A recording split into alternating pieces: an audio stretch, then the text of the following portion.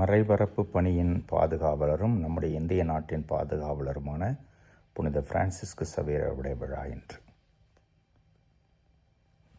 புனித தோமையார் இந்தியாவுக்கு வந்திருந்தாலும் கிறிஸ்தவம் அதிகம் வளர்ந்தது புனித சவேரியாரின் வருகைக்கு பிறகும் சவேரியாராலும் தான்.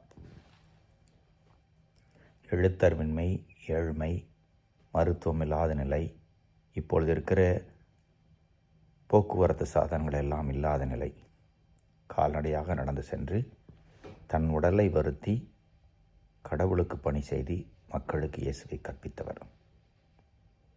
இவருடைய அழியா உடல் இவரது பணிக்கு சான்று.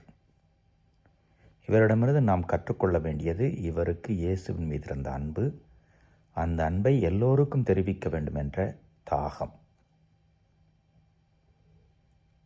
இன்றைக்கு மனிதர்கள் பிரிந்து போய் கிடக்கிறார்கள்.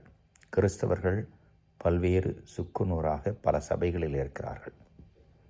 ஆனால் கத்தோலிக்க திரு அவையின் போதனை ஏற்றுக்கொண்டு வாழ்ந்து கொண்டிருக்கிற நாம் திருச்சபையோடு ஒன்றித்து இயேசுவின் பணியை தொடர்ந்து நாம் வாழ்கின்ற இடத்திலே செய்ய முடியும். சவேரியாரை போல பல நாடுகளுக்கு சென்று வேதம் போதிப்பதெல்லாம் இப்பொழுது அதிகம் இல்லை.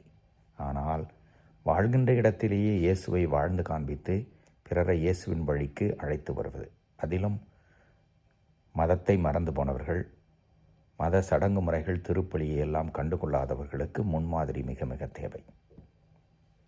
இந்த புனிதரிடமிருந்த ஆர்வமும் தாகமும் நம்மிலே வளர இவர் வழியாக ஜெபிப்போம். இவருடைய முன்னுதாரணத்தை நம்முடைய வாழ்வுக்கு எடுத்துக்கொண்டு இவர் வழியாக வந்த நற்செய்திக்காக இவருக்காக நன்றி சொல்வோம். இறைவன் என்றென்றும் வாழ்த்து பெறுவாராக. புனித சவேரியாரை எங்களுக்காக வேண்டிக் கொள்ளும்.